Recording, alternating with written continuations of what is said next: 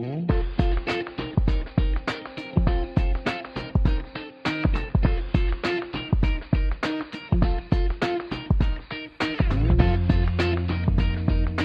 voudrais aussi, pour commencer, exprimer mon admiration pour toutes les femmes et tous les hommes de terrain, que ce soit des reporters de guerre comme Anne, Amnesty, évidemment, les seules personnes qui sont sur le terrain, vraiment, ce sont les chercheurs qui sont envoyés de Londres recueillir des informations sur le terrain, justement, qui mènent des enquêtes et dont les informations servent de support au rapport qu'Amnesty, évidemment, publie régulièrement sur un problème ou sur un autre, sur un pays ou sur un autre. Et donc, par ailleurs, Amnesty, évidemment, le travail d'Amnesty, comme vous savez, c'est un travail qui consiste surtout à faire pression sur les institutions, sur les autorités, pour faire évoluer le droit, donc effectivement, et lutter contre les violations, et aussi un rôle très important de sensibilisation du public sur un certain nombre de problèmes. Et donc aujourd'hui, le thème ici choisi par ASF, donc c'est femmes et conflits armés.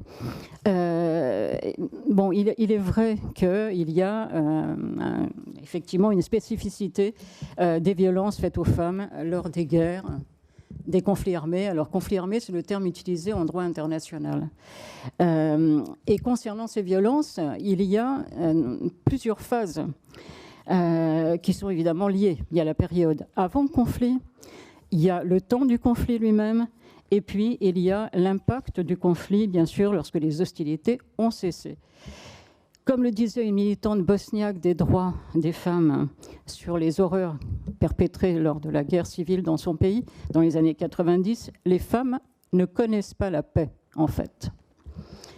Souvent, les violations des droits des femmes qui sont commises lors des conflits proviennent du fait que dans les pays belligérants, ces droits ne sont déjà pas respectés hors conflit, hors même tout conflit.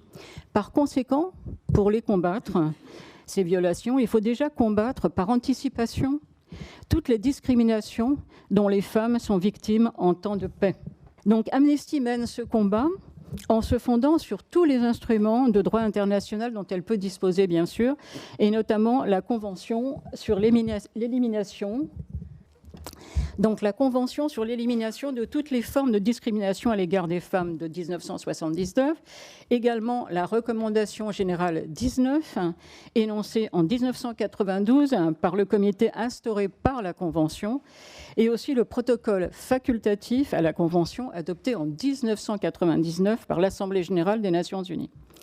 Le Comité des droits de l'homme de l'ONU a demandé aussi aux États de faire en sorte que les attitudes traditionnelles, culturelles ou religieuses ne servent pas à justifier les violations des droits des femmes. Ce qui a été rappelé en 2013 lors de la 57e session de la Commission des Nations unies sur la condition de la femme. Les violences contre les femmes, donc, lors des conflits, se déroulent par conséquent souvent sur un terrain propice, lié à ces discriminations. Elles sont évidemment diverses. Je vais en parler ici à partir des cas qu'Amnesty a eu à traiter surtout, récemment. Mais il est évident que la violence la plus grave est le viol. Il a été utilisé de manière universelle, on peut dire, en tout temps et en tout lieu, comme arme de guerre, bien sûr. Mais longtemps, le déni et le silence ont régné pendant des siècles. Ce viol, il vise à punir les femmes, bien sûr, à les déshumaniser, mais aussi à persécuter le groupe auquel elles appartiennent. Toute la société en subit les conséquences pendant des générations. Bon, je ne parlerai pas ici, évidemment, de ce qui s'est passé en RDC, puisque donc, le docteur Mukwege, que vous connaissez, donc, en a beaucoup parlé. Mais le viol a été utilisé dans beaucoup d'autres pays que la RDC, bien sûr. Et notamment en Bosnie. Amnesty International a beaucoup travaillé sur ce sujet. Donc en Bosnie, durant le conflit qui a déchiré le pays de 92 à 95 pendant 3 ans, Amnesty a publié un rapport en septembre 2017. We need support, not pity. Nous avons besoin de soutien, pas de pitié. Au moins 20 000 femmes ou filles ont été violées ou soumises à d'autres abus pendant ce conflit. Et depuis qu'ont débuté les procès pour crimes de guerre en 2004, moins de 1% du nombre estimé de cas de victimes avaient été examinés par la justice en 2017. Moins de 1%. De plus, dans certaines régions, les tribunaux présentent de forts taux d'acquittement et prononcent souvent, très souvent, des peines réduites. Ce qui permet à des auteurs de crimes de guerre de n'écoper que d'une simple amende. Donc, en l'absence de tout programme officiel de réparation de la part du gouvernement, les victimes en Bosnie doivent se débrouiller toutes seules dans la jungle des systèmes de sécurité sociale et de justice. De ce fait, très peu d'entre elles ont réussi à obtenir un statut particulier de victime ou une allocation de base. Et encore, l'accès à cette allocation de base n'est pas réparti de manière égale dans le pays. Et pourtant, les traumatismes psychologiques et physiologiques causés par les violences sexuelles empêchent certaines femmes de trouver un emploi ou de le conserver, ce qui les fait sombrer dans la pauvreté en plus. Nous voyons bien, donc dans ce cas, dans le cas de la Bosnie, quelles sont les conséquences néfastes d'un conflit sur les femmes et sur les droits des femmes. Sans parler du fait qu'en Bosnie, comme ailleurs, dans beaucoup d'autres pays où il y a eu une guerre, il a été constaté par Amnesty et par d'autres une augmentation des violences domestiques, des agressions sexuelles, voire des meurtres de femmes par leurs conjoints revenus de la guerre. Donc, le conflit, effectivement, ne s'arrête pas au moment où les hostilités cessent, malheureusement. Un autre cas dont Amnesty s'est occupé récemment est celui de l'exploitation sexuelle, on peut parler d'esclavage sexuel, des femmes déplacées au Nigeria. Il a été mis en avant en 2018, pendant les 16 jours d'activisme contre la violence faite aux femmes.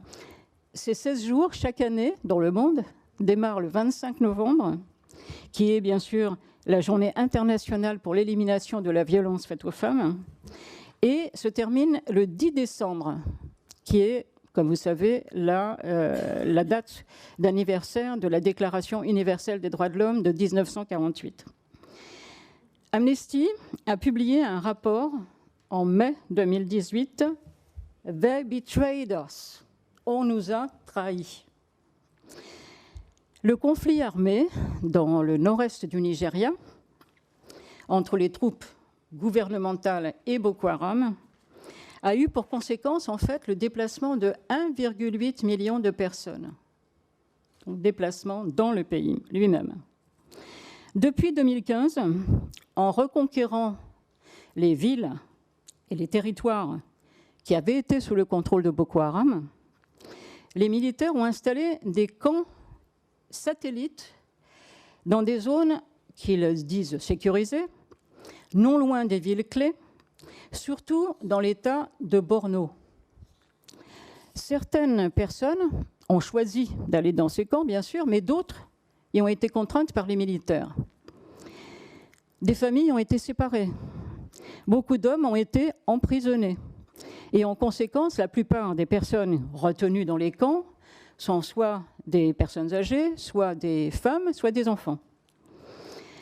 Amnesty a découvert que les forces de sécurité nigérianes qui contrôlent l'accès à la nourriture et aux produits de première nécessité dans ces camps ont harcelé les femmes et les ont forcées à avoir des relations sexuelles. Elle a enregistré nombre de témoignages de victimes de cette exploitation sexuelle qu'elle subissait déjà, pour beaucoup, aux mains de Boko Haram. Cependant, la réponse du gouvernement nigérian, malgré tous ces témoignages, malgré le travail de beaucoup d'ONG sur ce sujet, continue d'être lamentablement inadéquate et donc perpétue une situation d'impunité. Voyant cela, un groupe de femmes déplacées ont formé le mouvement KNIFAR, qui fait campagne pour la justice et la libération de leurs maris. Elles ont actuellement plus de 2000 membres dans les différents camps de l'État de Borno. Ensemble, ces femmes ont établi une liste de 1660 hommes dont elles n'ont plus de nouvelles. En même temps, évidemment, elles ont dénoncer la violence sexuelle impliquant les militaires, mais aussi les milices civiles. Elles ont évidemment, ces femmes, tout le soutien d'Amnesty, parce que ce sont des femmes courageuses qui ont décidé de ne plus être seulement victimes, mais qui ont pris leurs problèmes à bras-le-corps. Et c'est ce choix de lutte et de résistance qu'a fait aussi Nadia Murad. Malgré toutes les souffrances endurées aux mains de l'État islamique, ce qui lui a valu de recevoir le prix Nobel de la paix, bien sûr, en même temps que le docteur Mukwege. Nadia Murad, elle est née près de Sinjar, en Irak. Elle est d'origine kurde, par conséquent, et issue de la communauté yézidi. Elle a été capturée et elle a connu, elle aussi, le cauchemar de l'esclavage sexuel, comme les femmes au Nigeria. Mais certaines femmes yézidis ont échappé à l'État islamique et ont fui sur les routes de l'exil. Et c'est là où j'en viens au problème spécifique des femmes réfugiées également et des violences faites aux femmes réfugiées.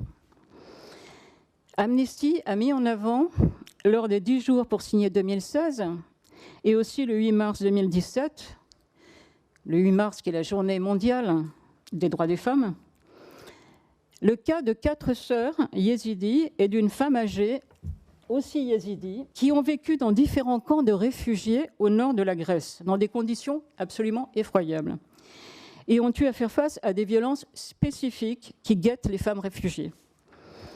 Amnesty, évidemment, exige une protection spécifique pour les femmes réfugiées, ce qui n'existe pas à l'heure actuelle, et plus de voies sûres et légales, spécialement pour elles. Selon les statistiques, les femmes et les filles représentaient 49% de la population totale de réfugiés en 2014. Or, peu de mesures sont prises pour leur venir en aide dans le cadre d'une discrimination qu'on pourrait appeler positive. Elles sont les grandes oubliées des politiques migratoires. Pour elles, l'exil constitue une sorte de double peine. Dans les camps de réfugiés, elles ont à subir la promiscuité, qui accroît pour elles le risque de harcèlement sexuel ou de violence sexuelle. Pas de toilettes ou de douches séparées, les 3/4 du temps. Elles sont même amenées à créer entre elles des cercles de protection pour aller aux toilettes, notamment la nuit, quand ces toilettes ne sont pas éclairées. Il y a aussi le manque de produits d'hygiène menstruelle et l'absence totale de services, évidemment, de santé maternelle. Et puis, les femmes sont généralement exclues des décisions sur l'organisation et la gestion des camps. On ne tient pas compte d'elles. En plus, les camps au Liban, par exemple, se sont parfois transformés en marché aux épouses pour les hommes, libanais notamment, entre autres, à la recherche de jeunes compagnes, ce qui a abouti évidemment à des mariages forcés, voire des grossesses forcées. Amnesty a publié un rapport en 2016 sur les femmes syriennes réfugiées au Liban. « Je veux un endroit sûr », nous a dit évidemment une de ces femmes. Mais les femmes qui vivent en dehors des camps, elles aussi peuvent être bien sûr victimes d'exploitation, de harcèlement sexuel ou de violence au sein de la population du pays d'accueil ou de la part d'employeurs ou de propriétaires qui profitent de leur situation précaire de sans-papiers, bien sûr. Cependant, les risques les plus grands courus par les femmes réfugiées, c'est surtout pendant leur trajet. Là, elles sont souvent à la merci de passeurs, de trafiquants de toutes sortes, de bandes criminelles organisées ou des membres de groupes armés, comme c'est le cas notamment en ce moment au Sinaï et en Libye. Elles peuvent basculer dans des réseaux de traite humaine. En 2014, 80% des 25 à 35 millions de victimes de traite étaient des femmes. 80%. Pour combattre les violences faites aux femmes lors des conflits et poursuivre leurs auteurs en justice, il existe tout un arsenal juridique dans le domaine du droit international, que ce soit en matière de droit international relatif aux droits humains, droit international humanitaire, droit international coutumier ou droit pénal international. Il y a 4 sortes de droit international. Évidemment, je ne vais pas pouvoir vous les citer tous, mais je vais vous rappeler les principaux textes. Étant bien entendu que le statut de conflit international ou non international détermine le domaine du droit international applicable, bien sûr. Mais, dans toutes les circonstances, les États sont tenus d'exercer la diligence voulue ou diligence due pour protéger les droits fondamentaux des femmes, et si l'État ne prend aucune mesure, il est lui-même tenu pour responsable. En matière de droit international relatif aux droits humains, il y a principalement la Déclaration sur l'élimination de la violence à l'égard des femmes, adoptée par l'Assemblée générale des Nations unies en 1993, un des premiers instruments internationaux, on peut dire, à combattre explicitement la violence envers les femmes. Et évidemment, cette déclaration a été saluée par tous les mouvements de femmes. La même année, la déclaration et le programme d'action de Vienne, issu de la Conférence mondiale sur les droits humains, affirmaient que les droits des femmes étaient des droits humains à part entière, ce qui était aussi un progrès. Et puis, il y a un certain nombre de résolutions du Conseil de sécurité de l'ONU qui, à chaque fois, apportent un élément positif. La résolution 1325 sur les femmes, la paix et la sécurité, adoptée en 2000, par exemple, qui encourage l'inclusion des femmes à tous les niveaux de la prise de décision en ce qui concerne la résolution des conflits et la promotion de la paix. Et en ce moment, des femmes syriennes se battent justement pour être précisément partie prenante dans les discussions relatives au processus de paix. Ensuite, il y a la résolution 1820 de 2008 qui traite spécialement de la violence sexuelle lors de conflits armés. Selon cette résolution, la violence sexuelle peut constituer un crime de guerre, un crime contre l'humanité ou un élément constitutif de génocide, du crime de génocide. Elle préconise aussi une politique de tolérance zéro concernant les engagements de l'ONU sur le maintien de la paix, car certaines forces de maintien de la paix ont été reconnues coupables de violences sexuelles, notamment dernièrement en Centrafrique. La résolution ensuite 2106 de 2013 qui rappelle l'importance de punir les crimes sexuels pour l'établissement d'une paix durable et l'égalité hommes-femmes.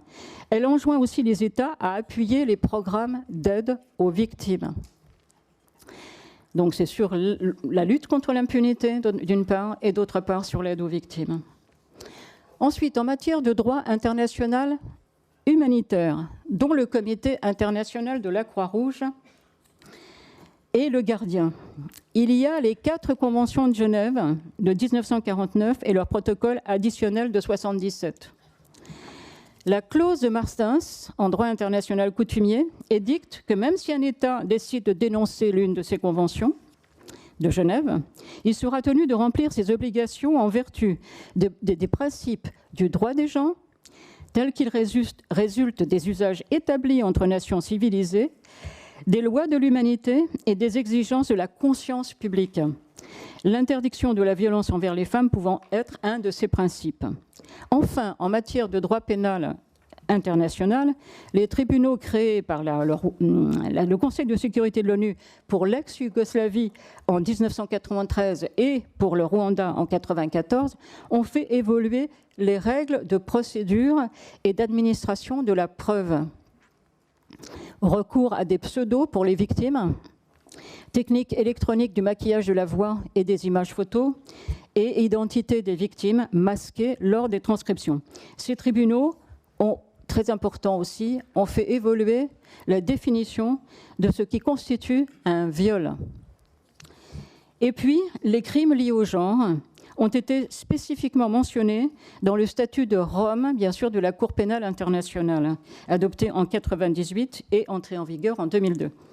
Pour la première fois dans un traité, le crime d'esclavage sexuel a été reconnu. Le 8 juillet dernier, vous avez sans doute entendu parler de ça, la CPI a d'ailleurs condamné Bosco Ntaganda pour exactions commises entre 2002 et 2003 en Ituri, au nord-est de la RDC. En mars 2012, elle avait déjà condamné Thomas Lubanga à 14 ans de prison. Je finirai en vous rappelant que les femmes peuvent être aussi victimes de harcèlement et de violences sexuelles au sein même des armées, où elles sont d'ailleurs sous-représentées. Mais qu'elles peuvent, elles aussi, générer de la violence. Par exemple, les militaires américaines qui avaient maltraité des détenus dans la prison d'Abu Ghraib en Irak, ou comme les femmes et les jeunes filles enrôlées de force, ou pas d'ailleurs, dans certains groupes armés, notamment en Afrique, mais aussi ailleurs. Mais pour finir, je saluerai, et nous devons saluer et soutenir les victimes qui osent prendre leur destin en main. Comme ces femmes kurdes que le film de Caroline Fourest, Sœur d'armes, met en scène, et que je vous inviterai, pour finir, à aller voir à partir du 9 octobre. Voilà, merci de m'avoir écouté.